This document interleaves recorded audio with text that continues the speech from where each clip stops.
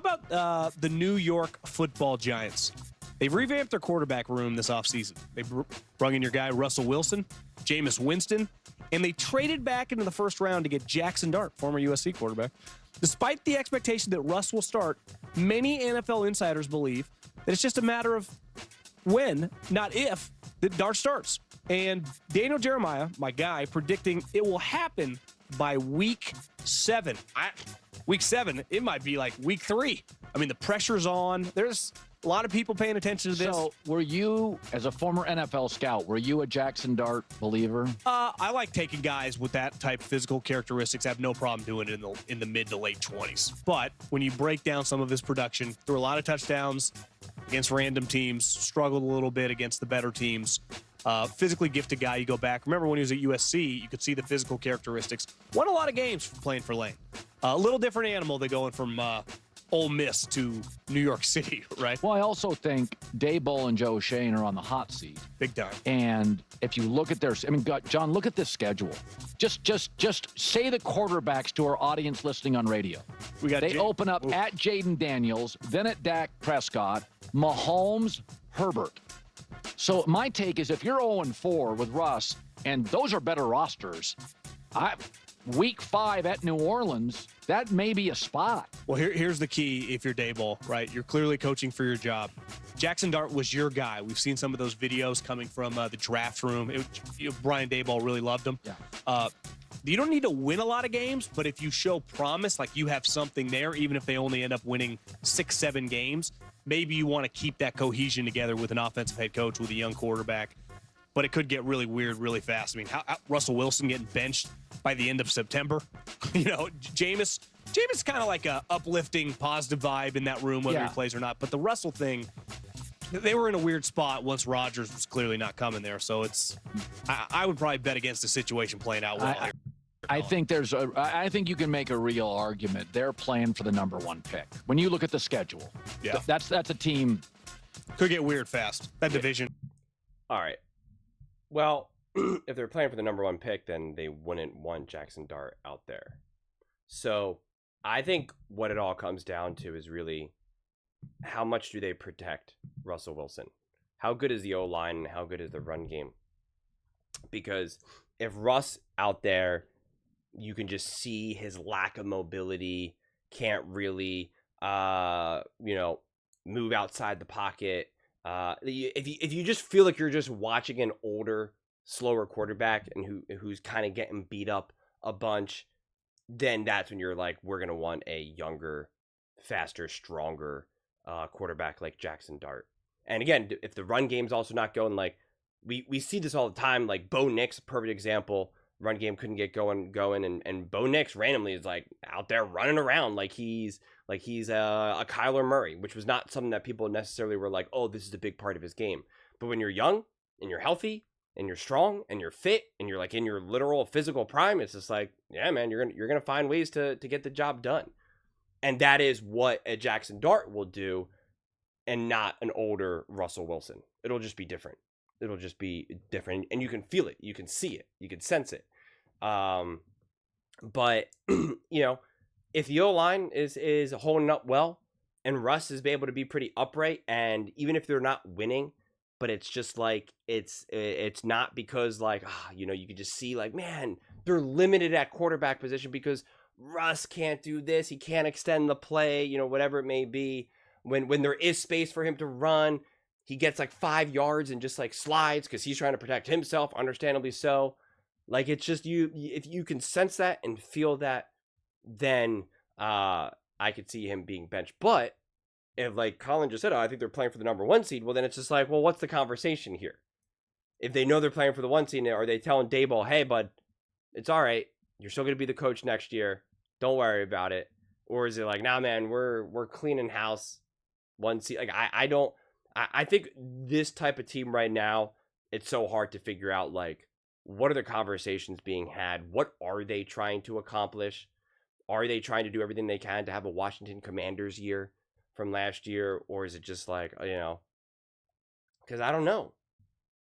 I mean, the defense should be, both the defense and offense should be getting better and better, especially since last year. I mean, it's hard to not be better than you were last year.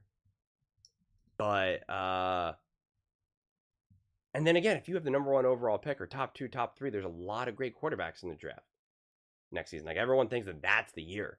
And then so do you think Jaxson Dart is better than Manning or so it's just like that's my point. Like what is the story here? And if you were going to play for the number 1 pick next year, I don't know why you would then maybe draft Jaxson Dart. So I don't know. Also, what did they trade? Because they had to trade back in to get Jaxson Dart. Did they not give their first round pick for that? No, they still. I just looked it up. They have their first round pick unless it was given up in a different thing, but not for Jaxson Dart. So yeah, I mean it's. Listen, I keep looking at a lot of these schedules and think like, oh man, these are hard schedules. And I think what it is just the floor of these teams are just getting better and better right now. Commanders, going to be great. Chiefs, Chargers, Eagles, Broncos, 49ers, Bears, Packers, Lions. I mean, like Vikings, like, yeah, even the teams that you once upon a time could count on to like kind of be a little all over the place or poorly coached or whatever, like it's just not there right now. I mean, usually you would circle, oh, okay, we get to play the Raiders. It's like, that could be a really hard game. That could definitely be a really hard game. Well, once upon a time, Giants fans know this. The Commanders. Yes, got the Commanders. It's like, huh? Not anymore.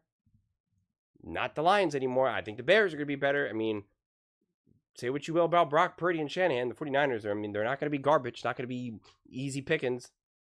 And the Saints, like, that's really the only truly easy game that you could be like, because I don't know who their quarterback, I don't know what that situation is going to be, and they could be sneaky better. I should say they could be competent, more competent than maybe you could initially believe.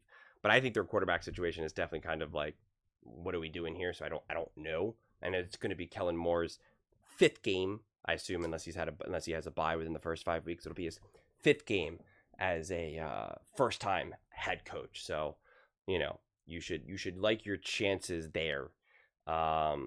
With the 5th game of a first-year head coach with a quarterback who will probably also be playing his 5th game in his NFL career. So it could be a pretty brutal schedule. This could get ugly pretty fast. I think it depends if you pull off wins against a team like the Cowboys, against the Saints. If the Chiefs actually are legitimately taking a big step back, like Colin believes that the Chiefs could be like a 8-9 win team or something. If that actually is who they are, do you actually pull off a win against them? Are you able to do that? Do you split with the Eagles? I mean, I think it's fair to say that the Eagles are a better team, but we know how divisional games can go. Do you somehow pull off a wonky victory? It's just like you need a lot of those type of things to kind of unfold. But yeah, I think outside of the schedule, I believe the Giants will be significantly better and believe that they would actually have success. But when you look at the schedule, I'm like, I don't know. It's like it's a lot of tough games up there. A lot of tough games. And those in-between games, to me, are no longer in-between games. So we'll see. But those are just my thoughts. I'd absolutely love to hear yours. What do you guys all think about the New York Giants? When do you think Jaxson Dart will start? And if they actually are just going to want to lose and get the first, overall pick or, top 3, whatever it may be, like, do you play Jaxson Dart? And do you want to keep Jaxson Dart? Like, what do you draft a quarterback? Like, again, like, what do you do in that situation then? Let me know in the comments below. I read every single comment. So whether you agree with me or disagree with me, either way, let's get in some discussions. Let's get in some fights. But ultimately, let's just have some fun. And please do consider subscribing. We are building an amazing community here, and I absolutely love to see you part of it. I want to build something that we all genuinely feel connected to. Something that we're really excited to be part of. I think we're well on our way to doing it. And please don't forget to give this video a thumbs up, as it really does help with visibility and the algorithm. Thank you so much. See you next time.